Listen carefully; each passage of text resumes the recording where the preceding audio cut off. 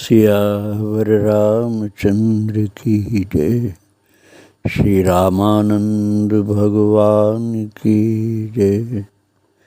श्री राधे राधे। भक्तों, प्रभु का स्वभाव होता है सांप्रदायिक समरसता का, अर्थात किसी संप्रदाय विशेष का आग्रह प्रभु के लिए नहीं होता। अब आप देखिए, भगवान श्री राम जी शिव जी का कितना पूजन करते हैं और कहते हैं शिव जी के जो भक्ति नहीं करेगा वो मेरी भक्ति नहीं पा सकता, और जो शिव जी को प्रिय नहीं होगा मुझे प्रिय नहीं होगा, अर्थात शिव जी को प्रिय होगा वो मुझे प्रिय होगा। इसी तरह से भगवान शिव पार्वती माता को रात दिन राम कथा सुनाते हैं, और यहाँ तक कि भोजन के समय कह दिया कि पूरा विष्णु सहस्त्र नाम पाठ करने की जगह तुम राम राम बोल लो और मेरे साथ भोजन प्रसाद पाओ। सहस नाम सम सुनि शिव बानी, जप जय पिय संग भवानी। राम रामेति रामेति रमे रामे मनोरमे, सहस्र नाम तत्तुल्यम श्री राम नाम वरानने। इसी तरह से भक्तों, जब प्रभु संत के रूप में अवतरित हुए भगवान श्री रामानंदाचार्य जी महाराज, तो उन्होंने अपने श्री संप्रदाय अर्थात रामानंदाचार्य संप्रदाय का केवल पक्षपात लिया हो ऐसा कभी नहीं किया। दूसरे संप्रदाय के संत लोगों के लिए भी वही उदारता थी उनके मन में, वही कृपा थी। एक ऐसी घटना मैं आपको सुनाने जा रहा हूँ। एक वृंदावन के निम्बार्क संप्रदाय के संत थे। उनके गुरुदेव ने कहा था कि तुम साक्षात परमात्मा का दर्शन अपनी इन्हीं आंखों से कर लोगे, जाओ काशी। भगवान संत रूप में अवतरित हुए हैं और गुरु आज्ञा से वे निम्बार्क संप्रदाय के साधु काशी पहुंचे। और महाराज, जहाँ बहुत इंतजार करना पड़ता था, कभी कभी कुछ घंटे, कभी कभी कई दिन, तब गुरुदेव भगवान श्री रामानंदाचार्य जी महाराज का दर्शन होता था। वहाँ निम्बार्की साधु तो पहुँचे ही थे और दंडवत किए थे, तब तक पर्दा खुल गया। इतनी उदार था। दूसरे संप्रदाय अर्थात रामानंद संप्रदाय के वो संत नहीं थे, निम्बार्क संप्रदाय के थे, लेकिन उनको तो बिल्कुल ही प्रतीक्षा नहीं करवाया।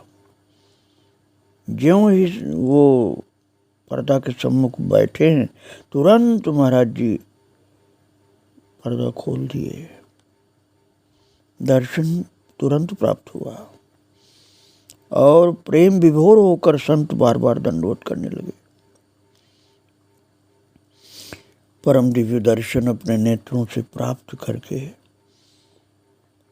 आचार्य भगवान का दर्शन करके बहुत प्रसन्न मन से कहने लगे वो संत, वृंदावन वाले निम्बार्क संप्रदाय के साधु जो गए थे, बहुत प्रसन्न होकर कहने लगे, हे नाथ, मेरा जीवन सफल हो गया। मेरे गुरुदेव ने भेजा था आपका दर्शन करने के लिए, आपका दर्शन प्राप्त हो गया। अब मेरी अपनी जो बात है संक्षेप में मैं सुनाता हूँ, कृपा करके उसको आप जरूर सुन लीजिए, जिस कारण से मैं आपके श्री चरणों में आया हूँ। गुरुदेव भगवान ने इशारा किया, आप बोलिए क्या कहना चाहते हैं।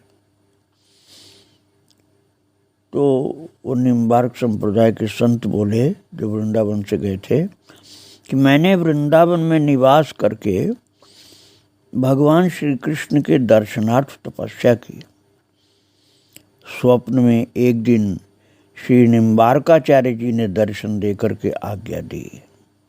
अब आप समझ लीजिए, जिस संप्रदाय के वो संत थे उसी संप्रदाय के परमाचार्य ने दर्शन दिया था। स्वप्न में निम्बारकाचार्य जी महाराज ने दर्शन दिया और आज्ञा दी कि तुम काशी जाओ, तुम्हें सुंदर रसमय दर्शन होगा और आपका नाम बताकर आपके पास भेजा है मुझे। तो आपका दर्शन करके मेरा हृदय आनंदित हो गया। अब आप कृपा करके श्री राधा कृष्ण का दर्शन कराइए मुझे, क्योंकि मैंने प्रतिज्ञा की है कि दर्शन करूंगा नहीं तो ये तन त्याग दूंगा। तो अब मेरी प्रतिज्ञा तो महाराज जी, हे गुरुदेव भगवान, आप ही पूरी करा सकते हैं। और ऐसी प्रार्थना करके चरणों पर गिर करके रोने लगे। साधु के मन में भगवत दर्शन की इतनी तीव्र लालसा थी कि वो जोर जोर से फूट फूट के रोने लगे कि मेरा जीवन व्यर्थ हो जाएगा दर्शन नहीं मिला तो।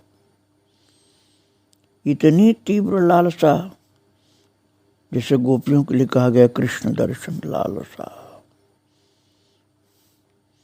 गोप्य प्रगायन्ते प्रल्पन्ते चित्रधारुरुदु सुस्वरम राजन कृष्ण दर्शन लालसा। सुखदेव जी ने कहा है, रास पंचाध्याय में वर्णन है कि गोपियां रोने लगी जब कृष्ण अंतर्धान हो गए थे। रुरुदु सुस्वरम राजन कृष्ण दर्शन लालसा। कृष्ण दर्शन की तीव्र लालसा से अतिशय रुदन करने लगे। ऐसे ही महाराज जी निम्बार्क संप्रदाय के संत बहुत रोने लगे। तब आचार्य भगवान के हृदय में महाराज दया का समुद्र उमड़ने लगा और प्रभु ने दयार्द्र होकर के अति कृपा पूर्वक शंख बजा दिया और उस परम दिव्य शंख ध्वनि को सुनते ही उन संत जी की समाधि लग गई और उस संत ने विलक्षण आनंद का दर्शन प्राप्त किया है। वह वर्णन नहीं किया जा सकता भक्तों, शब्द के परे था वो। मणिमय धाम, दिव्य कुंज, वाटिकाएं, वृक्ष लताएं, फूल खिले देखे जिन पर भ्रमर गुंजार कर रहे थे। वहाँ दिव्य रास मंडल दिखलाई पड़ा है। अब आप ये समझिए, काशी में उनको सब देखना ही पड़ा, वृंदावन का दृश्य दर्शन। और दिव्य रास मंडल में श्री राधा कृष्ण को रास करते हुए देखा है। अब उन्हें लग रहा था कि मैं वृंदावन में हूँ। अपनी सखियों के साथ दिव्य संगीत मधुर स्वर से गान चल रहा था। दिव्य बाजे बज रहे थे। वंशी की ध्वनि के साथ नूपुर ध्वनि, कंकण, करतल ध्वनि बड़ी मनोहर थी। संगीत के यंत्र और चरणों को नूपुर, कंकण, हाथ के कंकण, चरणों के नूपुर और करतल की ध्वनि ऐसी मेल खाती हुई एक साथ बज रही थी कि संत तो आनंद में भर गए। श्री कृष्ण चंद्र का मुख चंद्र देख करके संत जी बसंत के समान प्रफुल्लित हो उठे। उस रूप सुधा को पान करके वो अघाते नहीं थे। इतने में रास करते करते भगवान श्री कृष्ण ने एक कौतुक किया। श्री राधा जी तो सीता जी बन गई और भगवान श्री कृष्ण श्री राम जी बन गए। राम जी को रासलीला करते देखकर संत जी बड़ा आश्चर्य करने लगे कि राम जी रासलीला कर रहे हैं। और ऐसा दिव्य दर्शन देख करके भगवान अंतर्धान हो गए और जैसे देखते देखते सूर्य अस्त हो जाता है, ऐसा उनको लगा कि अरे ये क्या हुआ।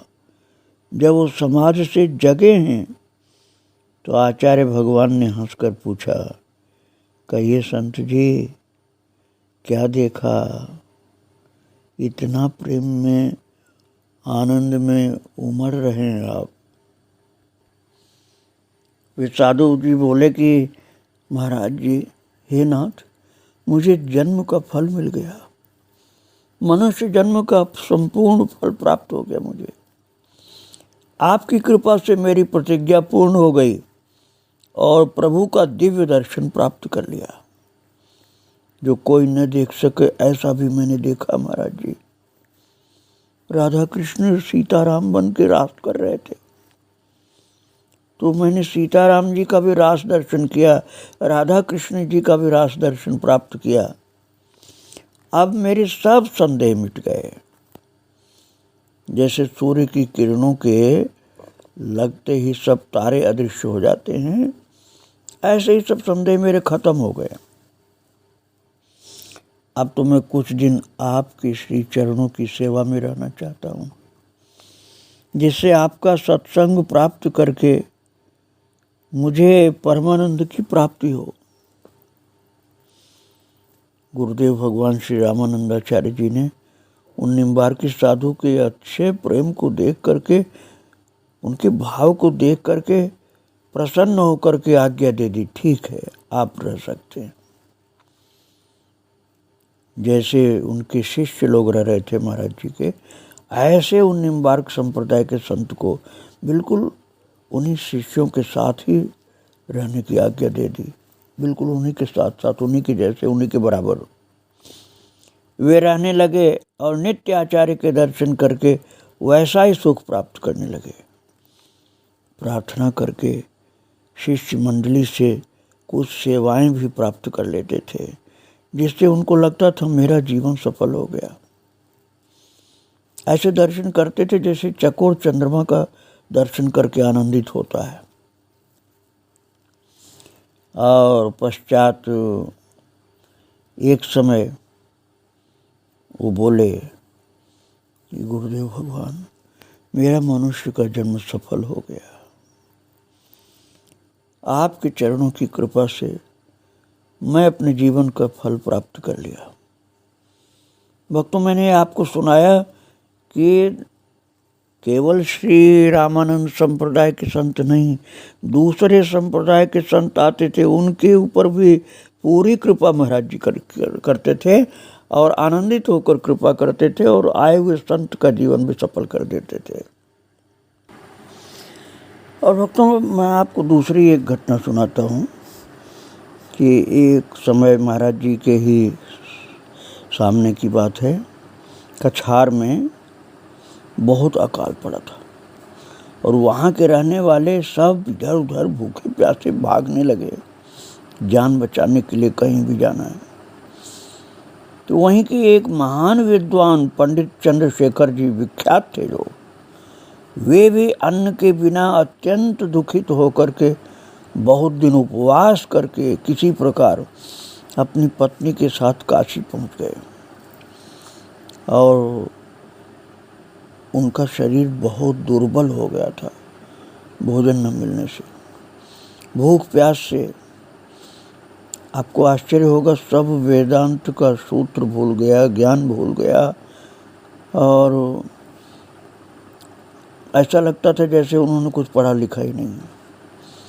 वो चल फिर नहीं पा रहे थे, ऐसी हालत थी। ऐसा लगता था कि जीवन बेकार हो गया। तो पंडितों के समाज में आने पर उन्हें बड़ी लज्जा लगी कि उन्हें तो कुछ याद ही नहीं है कि क्या उनको अब तक ज्ञान था। यहाँ तक कि अपने ऊपर क्रोध आने लगा कि मैं तो महामूर्ख हो गया। और इतना विवेक शून्य हो गए कि वे लज्जावश आत्महत्या करने को उद्यत हो गए।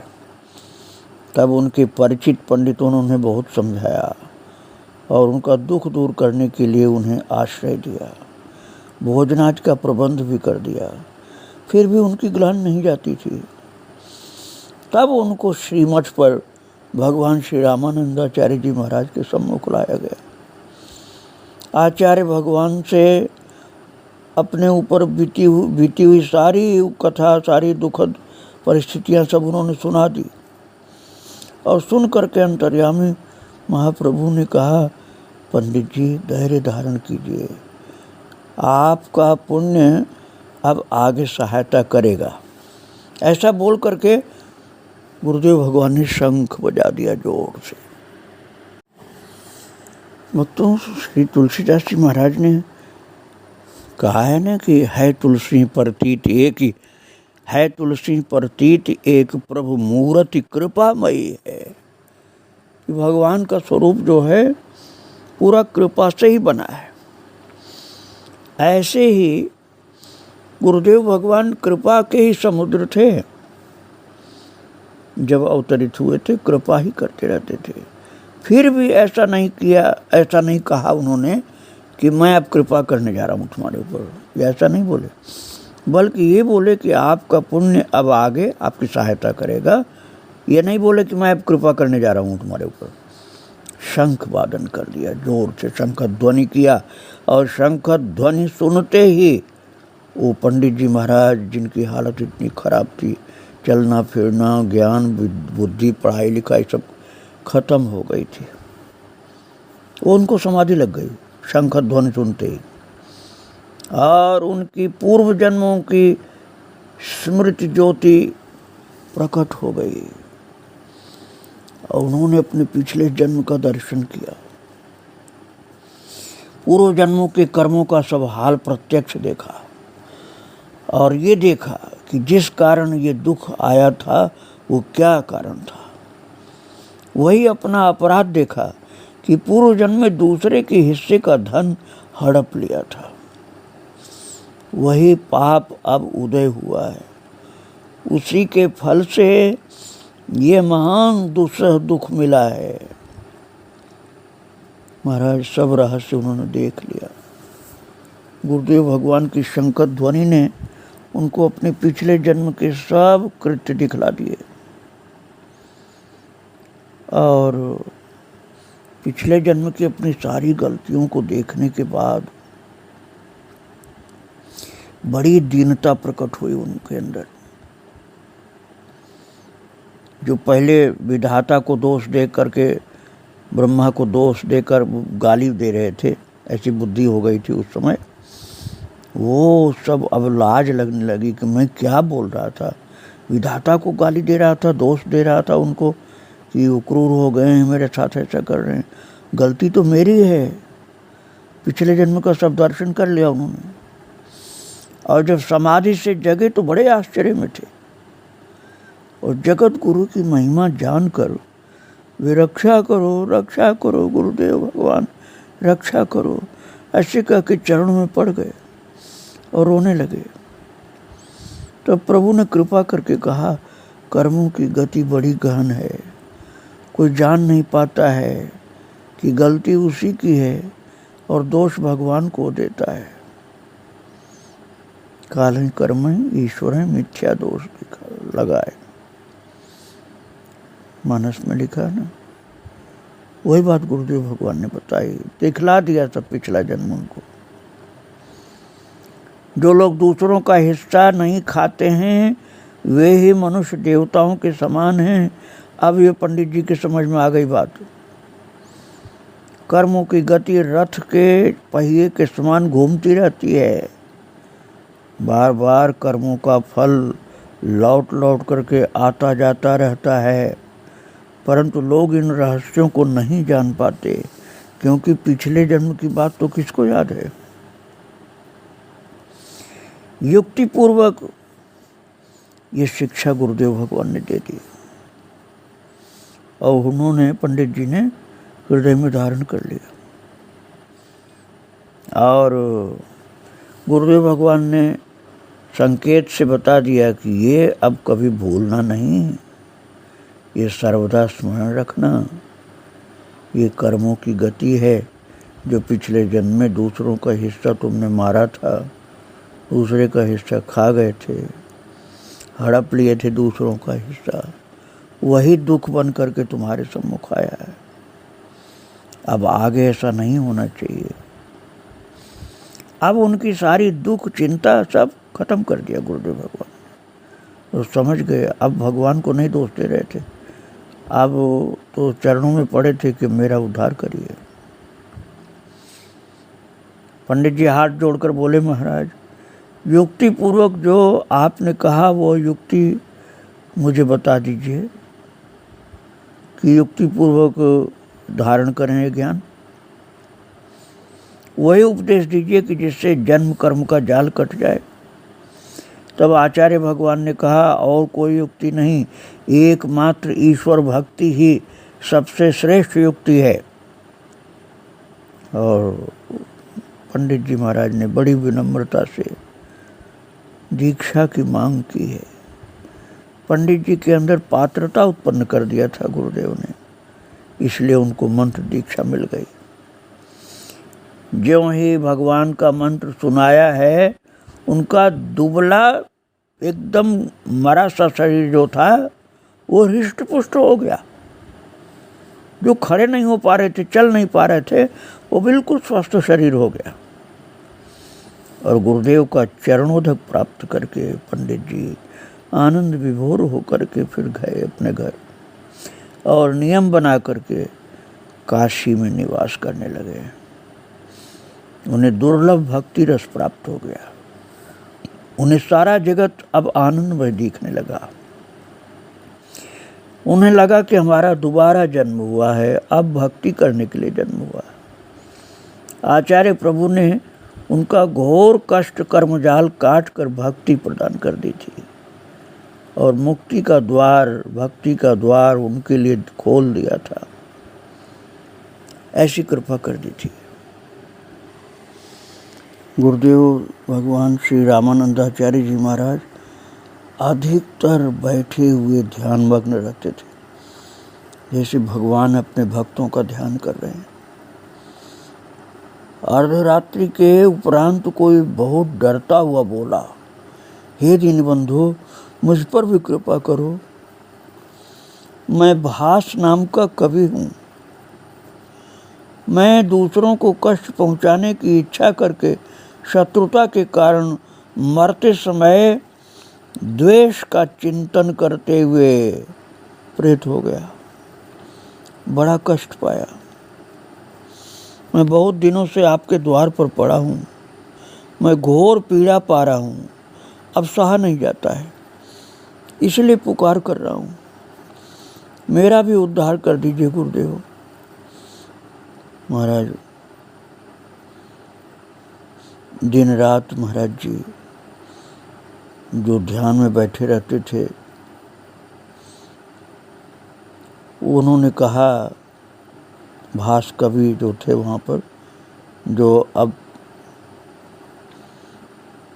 मरते समय द्वेष भाव होने के कारण प्रेत हो गए थे, उन्होंने कहा कि आपके तेज के कारण आपके चरणों तक नहीं पहुँच सकता, इसलिए पुकार लगाई है गुरुदेव।